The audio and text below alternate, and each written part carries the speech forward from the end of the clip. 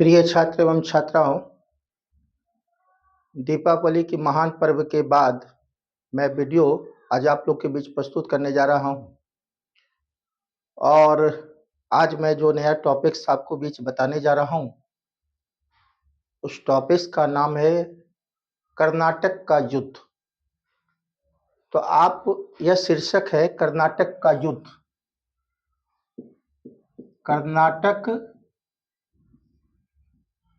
कर्नाटक का युद्ध। तो आप ध्यान दीजिए, अभी तक आपको हम बताए कि यूरोपीय कंपनी में पुर्तगाली के बाद डच आए। डच के बाद कौन आए? पहला पुर्तगाली आए 1498 में। दूसरे नंबर पर डच आए 1595 में। तीसरे पर अंग्रेज आए जो है 1600 में। इसके बाद आए डेनिश 1616 में। इसके बाद आए फ्रांसीसी 1664 में। इसके बाद आए स्वीडिश 1732 में। तो आप देख रहे हैं कि 6 यूरोपीय कंपनी का भारत में आगमन होता है। पुर्तगाली पहले नंबर पर है, डच दूसरे नंबर पर है, अंग्रेज तीसरे नंबर पर है, डेनिश चौथे नंबर पर है, 5वें नंबर पर फ्रांसीसी है और 6ठे नंबर पर स्वीडिश है। तो आप देख रहे हैं कि यह जो 2 कंपनी है, अंग्रेज और फ्रांसीसी, यह यूरोप के कंट्री हैं और अंग्रेज ब्रिटेन के हैं और फ्रांस। तो यह दोनों देश अपने अपने देश में संपन्न हैं और इस दोनों का विवाद जो है तटीय विवाद है, वाणिज्य व्यापार है और राजनीतिक जो है विवाद है। और इस दोनों की कंपनियां भारत में भी है। इस दोनों की कंपनियां दक्षिण भारत में हैं। अब बात होती है कि यहां आप मैप से समझिए कि यहां पर दक्षिण भारत में जो अंग्रेज है उसका क्वार्टर है मद्रास और इसके नीचे है पौंडीचेरी, जहां पर फ्रांसीसी की हेड क्वार्टर है। दोनों आसपास ही हैं और इस दोनों आसपास होने के कारण भारत में भी दोनों में तटीय विवाद है। अब बात होती है कि कर्नाटक का जो युद्ध है वो 3 कर्नाटक का युद्ध हुआ। ध्यान दीजिएगा कि प्रथम कर्नाटक का जो युद्ध हुआ वो डेट है 1746 से 48 और प्रथम कर्नाटक के युद्ध में आप देख रहे हैं कि इसका जो है यह कारण बना ऑस्ट्रिया का उत्तराधिकार। ऑस्ट्रिया का उत्तराधिकार। और यह जो प्रथम कर्नाटक का युद्ध है एप्ला-सापल संधि के द्वारा समाप्त हुआ। एप्ला-सापल की संधि।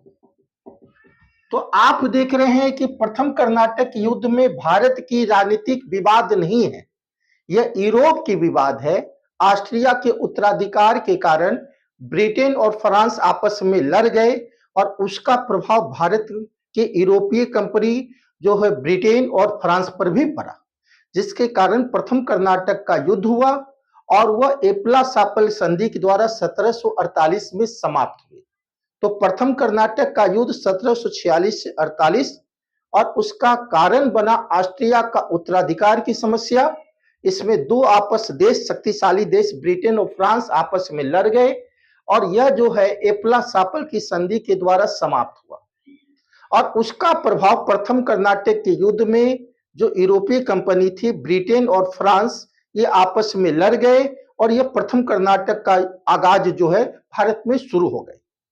अब बात होती है कि द्वितीय कर्नाटक का युद्ध जो है वो 1749 से 54 चला। ध्यान दीजिए 1749 से 54। और यह जो भी कारण बना यह भारत का कारण बना और यह जो है हैदराबाद और कर्नाटक के नवाब जो है उत्तराधिकार को लेकर हुआ। हैदराबाद और कर्नाटक के जो उत्तराधिकार है इसकी विवाद को लेकर द्वितीय कर्नाटक का युद्ध 1749 से 54 हुआ और यह द्वितीय कर्नाटक का युद्ध पौंडीचेरी संधि के द्वारा समाप्त हुआ। पौंडीचेरी की संधि। ये सब इंपॉर्टेंट क्वेश्चन है जो आपके एग्जाम में आते हैं कि प्रथम कर्नाटक का युद्ध 1746-48 हुआ, उसका कारण क्या है?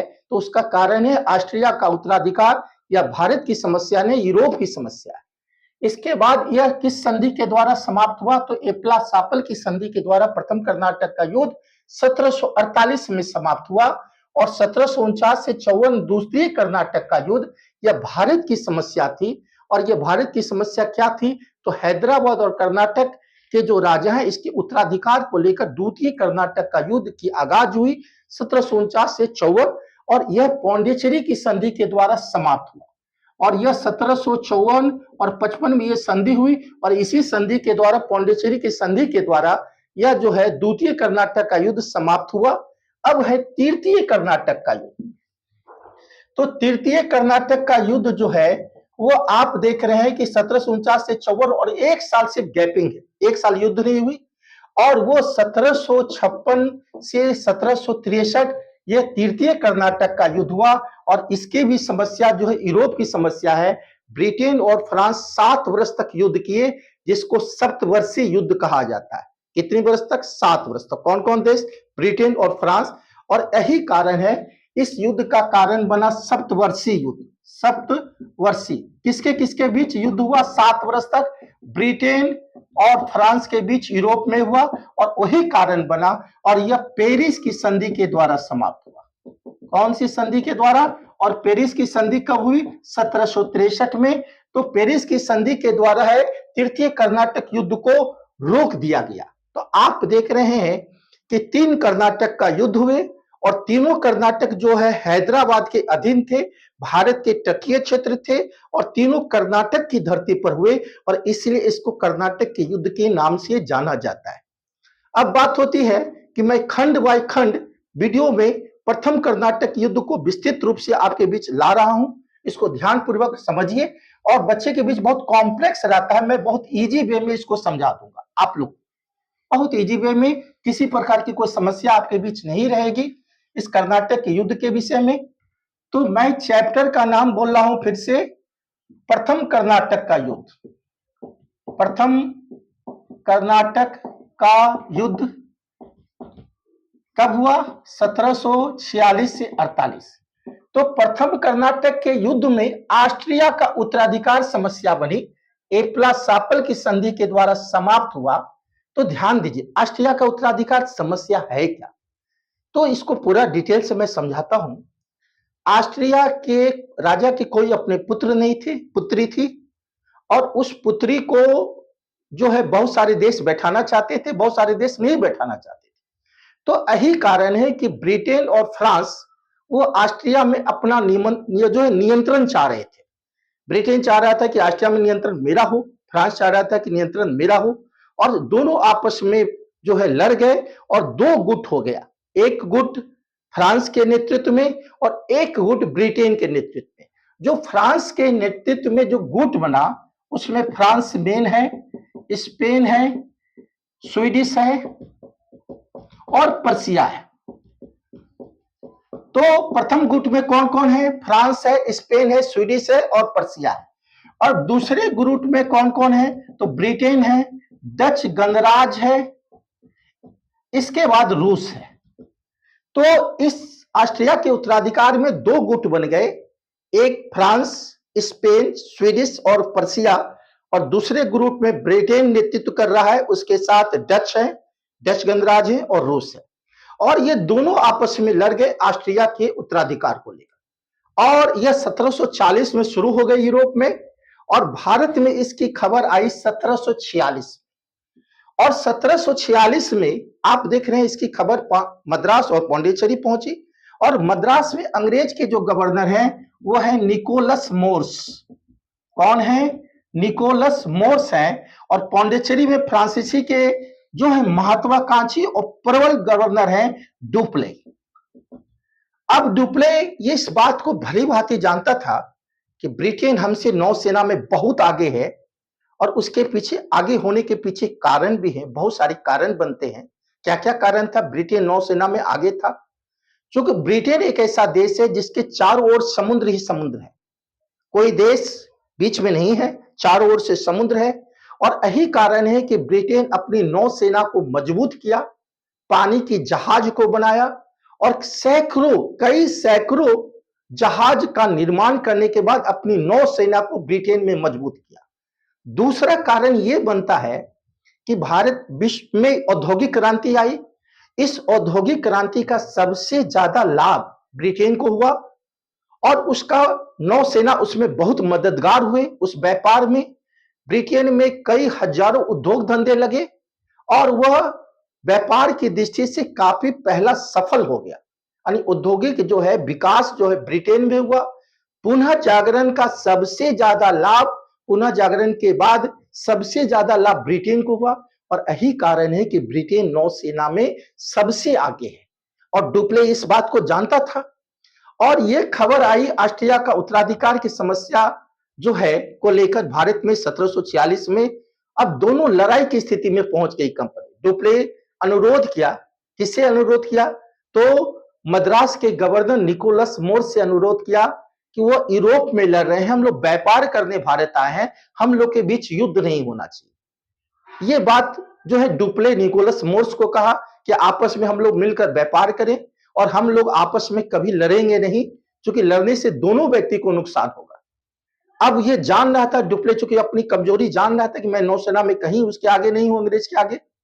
इसके बाद यह जो है डुप्ले जो है कर्नाटक के नवाब अलबरुद्दीन को बोला कि हम लोग आपके क्षेत्र में अधीन हैं और युद्ध होने वाली है, आप किसी भी सूरत में युद्ध को नहीं होने दें।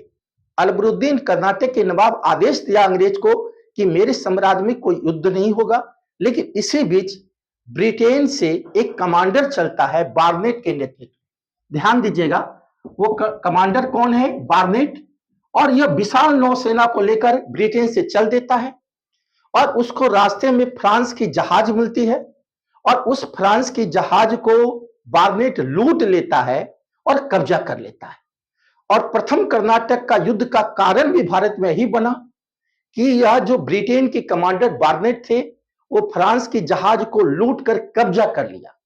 अब स्थिति क्या हुई? आनन फानन में डुप्ले जो है सहयोग मांगा मॉरिशस से और मॉरिशस के गवर्नर थे ला बार्डूनी। और ये ला बार्डूनी आनन फानन में एक विशाल नौसेना को लेकर डुप्ले के लिए मदद के लिए पहुंच गया। अब युद्ध की आगाज हो गई। अब युद्ध हो गया घमासान। इधर डुप्ले है, उधर मॉरिशस की ला बार्डूने की विशाल सेना है और उधर मद्रास से निकोलस मोर्स है और बार्नेट है जो कमांडर ब्रिटेन से भारत आए। घमासान युद्ध हुए और घमासान युद्ध होने के बाद नतीजा यह निकला कि यह डुप्ले और ला बार्डूने ने मद्रास पर कब्जा कर लिया। अंग्रेज की हार हो गई। जब अंग्रेज की हार हो गई तो यह जो ला बार्डूने है यह बहुत लालची व्यक्ति था। इसको धन को बहुत, यह धन के लिए यह बहुत ही कुछ भी कर सकता था। यह बोला कि ठीक है, अब तो मद्रास हम जीत लिए हैं, अब अंग्रेज को मद्रास वापस कर देते हैं, क्योंकि इसको घूस लेना था। और इस बात का खबर अंग्रेज को मिला कि ला बार्डूने घूस चाह रहा है, तो निकोलस मर्स ने कूटनीतिक से काम किया। 4 लाख पाउंड जो है ला बार्डूने घूस ले लिया मद्रास के गवर्नर से और वह 4 लाख घूस लेकर अपनी सेना को लेकर वो मॉरिशस चला गया। डुप्ले कमजोर पड़ गया स्थिति में और यही कारण है कि फिर से मद्रास को जो है अंग्रेज गवर्नर निकोलस मोर्स कब्जा कर लेते हैं। फिर ध्यान दीजिएगा कि ला बार्डूने 4 लाख घूस लेकर कहां चले गए? मॉरिशस। डुप्ले की स्थिति कमजोर पड़ गई और उसका फायदा अंग्रेज गवर्नर निकोलस मोर्स ने उठाया और मद्रास पर पुनः कब्जा कर लिया। इसके बाद डुप्ले चूंकि महत्वाकांक्षी व्यक्ति है, वो हारना नहीं जानता था, फिर एक दिमाग लगाया और वो डुप्ले गया अलबरुद्दीन के पास, कर्नाटक के नवाब अलबरुद्दीन के पास। बोला ठीक है, मेरी तोपखाना काफी मजबूत है, मैं मद्रास को पुनः जीत सकता हूं और मद्रास को जीतकर मैं कर्नाटक के नवाब को अलबरुद्दीन को प्राप्त दे दूंगा, यह मैं वचन देता हूं और आप बीच में कभी हस्तक्षेप नहीं कीजिए। मैं अंग्रेज पर आक्रमण करने जा रहा हूं अपनी तोप के बल पर और मैं मद्रास को जीतकर कर्नाटक के नवाब अलबरुद्दीन को सौंप दूंगा, यह वचन दिया डुप्ले। इसके बाद ऐसा ही हुआ और वो गया और जाने के बाद क्या हुआ स्थिति? डुप्ले अपनी नौ से अपना जो है तोपखाना के बल पर फिर मद्रास को जीत लेता है और मद्रास फिर डुप्ले के अधीन आ जाता है। और बात यह होती है कि अब जो है अकबरुद्दीन अपने पुत्र महफूज खां को भेजता है कि जाओ डुप्ले से तुम जो है मद्रास को प्राप्त करो। महफूज खां जाता है और महफूज खां बोलता है डुप्ले से कि हमको मद्रास चाहिए, जैसा कि आपने वचन दिया था। लेकिन डुप्ले इस बात से मुकर जाता है, बोलता है कि मैं अपने बल पर जीता हूं, इसलिए मैं मद्रास नहीं लौटाऊंगा। और यही कारण है कर्नाटक के नवाब अकबरुद्दीन के पुत्र महफूज खां और डुप्ले के बीच युद्ध होती है। और वो इतिहास में बहुत इंपॉर्टेंट युद्ध है और वो होती है अडियार नदी के पास, और वो जगह होता है जहां युद्ध होती है सेंट थोमे। इसलिए इस युद्ध को जो महफूज खां है, जो अकबरुद्दीन के पुत्र हैं, और डुप्ले के बीच जो फ्रांसीसी है उसके बीच जो है सेंट थोमे एक जगह है, वो अडियार नदी के किनारे है और घमासान युद्ध होता है। और उस युद्ध में जो है महफूज खां हार जाता है। तो यह क्वेश्चन भी आता है, आप ध्यान दीजिएगा कि अडियार का युद्ध या सेंट थोमे का युद्ध किससे संबंधित है? तो कर्नाटक के प्रथम युद्ध से संबंधित है। और यह जो सेंट थोमे या अडियार का युद्ध हुआ वह कर्नाटक के नवाब और फ्रांसीसी डुप्ले के बीच हुआ। फिर ध्यान दीजिएगा, यह सेंट थोमे या जो अडियार का युद्ध हुआ वो किसके किसके बीच हुआ? कर्नाटक के नवाब अकबरुद्दीन का पुत्र महफूज खां, या कर्नाटक अकबरुद्दीन ही कह सकते हैं, और दूसरा फ्रांसीसी डुप्ले के बीच हुआ। इतिहास का प्रसिद्ध युद्ध सेंट थोमे युद्ध किस नदी किनारे? अडियार नदी किनारे, इसलिए इसको अडियार या सेंट थोमे का युद्ध कहते हैं। और इस प्रसिद्ध युद्ध में जो है महफूज खां, जो कर्नाटक के नवाब अकबरुद्दीन के पुत्र हैं, वो डुप्ले से हार जाते हैं। बाद स्थिति यह बनती है कि वो जो यूरोप में ये लोग लड़ रहे थे, ब्रिटेन और फ्रांस, एक संधि होती है एप्ला-सापल की संधि। कौन संधि? एप्ला-सापल की संधि 1748 में। और इस संधि के द्वारा जो है प्रथम जो युद्ध है ब्रिटेन और फ्रांस के बीच लड़ी जा रही थी यूरोप में, एप्ला-सापल की संधि के द्वारा समझौता हुआ, रोक दी गई। और यह तय हुआ कि जो जो क्षेत्र आप लोग जीते हैं वो आपस में बांट ले, अब युद्ध नहीं होगी। और एप्ला-सापल की संधि के द्वारा पुनः जो डुप्ले मद्रास जीता था उसको फिर अंग्रेज को वापस करना होता है, और अंग्रेज को जो है स्वतः फिर मद्रास प्राप्त हो जाता है। तो छात्र आप देख रहे हैं कि जो जैसे स्थिति में तो वैसा ही स्थिति है, कुछ परिवर्तन तो नहीं हो रहा है। लेकिन प्रथम कर्नाटक युद्ध का परिवर्तन महत्व तो यह निश्चित तौर पर यह बता रहा है, किसी यूरोपीय व्यापारी के द्वारा, कंपनी के द्वारा एक कर्नाटक के नवाब का हार जाना यहाँ की कमजोरी को बता रहा है, यहाँ के राजा की कमजोरी को बता रहा है कि निश्चित तौर पर यहाँ के राजा उतनी मजबूत नहीं है। जबकि डुप्ले के पास छोटी सेना थी और कर्नाटक के नवाब जो थे महफूज खां, अकबरुद्दीन के पुत्र थे, उसके पास विशाल सेना होने के बावजूद डुप्ले इस युद्ध को जीत लेता है। तो भारत के जो राजा है उसकी कमजोरी का उजागर होता है। और निश्चित तौर पर आगे जो कर्नाटक का युद्ध होगा, दूसरी कर्नाटक का युद्ध, इस दोनों हैदराबाद और कर्नाटक के उत्तराधिकार को लेकर इसमें अंग्रेज और फ्रांसीसी दोनों हस्तक्षेप करेंगे, और वही कारण होगा द्वितीय कर्नाटक के युद्ध का। तो प्रथम कर्नाटक के युद्ध में आप देख लिए क्या क्या क्वेश्चन है, फिर आप सुन लीजिए। प्रथम कर्नाटक युद्ध से क्वेश्चन क्या बने हैं? प्रथम कर्नाटक का युद्ध कब हुआ? 1746 से 48। कहां हुआ? यूरोप हुआ। और यूरोप में दो गुट बने, एक फ्रांस, स्पेन, स्वीडिश और पर्शिया, और दूसरे गुट का नेतृत्व ब्रिटेन, रूस और डच कर रहा है। दोनों लड़ गए। अब लड़ने के बाद भारत में इसकी खबर आई, और भारत में दोनों की कंपनियां, एक मद्रास में है और एक पौंडीचेरी में है। मद्रास में निकोलस मोर्स है गवर्नर, और पौंडीचेरी में डुप्ले हैं। अब दोनों में आपस में क्या होता है? डुप्ले कमजोरी जानता था कि नौसेना में हम कमजोर हैं। फिर क्या होता है स्थिति? अकबरुद्दीन से बोलता है कि युद्ध नहीं होने दे।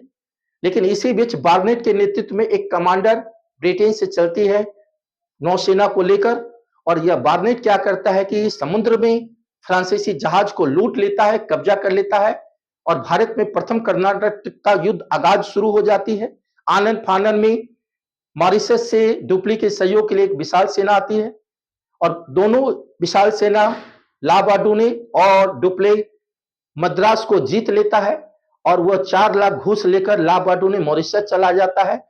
फिर जो है निकोलस मोर्स फिर कब्जा कर लेता है मद्रास को।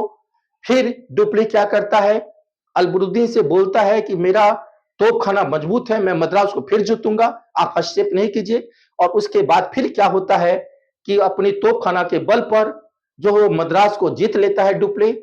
इसके बाद क्या होती है कि दोनों के बीच फिर अलबरुद्दीन बोलता है कि आप अपने पुत्र महफूज खां को कि मद्रास मांगो डुप्ले से, वो जाता है, डुप्ले मुकर जाता है और दोनों के बीच सेंट थोमे का युद्ध सेंट थोमे जगह पर होता है, अडियार नदी किनारे। और यही कारण है कि सेंट थोमे या अडियार का युद्ध इसको कहते हैं। इसमें महफूज खां हार जाते हैं वो विशाल सेना के बावजूद डुप्ले की छोटी सेना से। और यही परिणाम होता है कि मद्रास अभी तक डुप्ले के हाथ में ही रहता है। एप्ला सापल की संधि के द्वारा यूरोप में जो है युद्ध को रोक दिया जाता है और एप्ला सापल की संधि के द्वारा फिर से जो है मद्रास अंग्रेज को प्राप्त हो जाते हैं। तो बस इतनी कहानी है प्रथम कर्नाटक के युद्ध में। सब एग्जाम के भी क्वेश्चन है इसमें, पूरा आप इसका ज्यादा से ज्यादा लाभ लीजिए, बच्चे को शेयर कीजिए। इसमें बहुत ज्यादा कॉम्प्लेक्स नहीं है, मैं बहुत इजी वे में समझा दिया आपको। और नेक्स्ट वीडियो में मैं द्वितीय कर्नाटक का युद्ध लेकर आपके पास आ रहा हूं। और फिर आपसे मैं विनम्र अनुरोध कर रहा हूं कि मेरे वीडियो को ज्यादा से ज्यादा सब्सक्राइबर बढ़ाइए और लाइक कीजिए और इससे ज्यादा से ज्यादा लाभ आप लेकर किसी भी एग्जाम को क्रैक कीजिए। आपकी सफलता मेरी सफलता है। फिर द्वितीय कर्नाटक युद्ध में मैं मिल रहा हूं। धन्यवाद।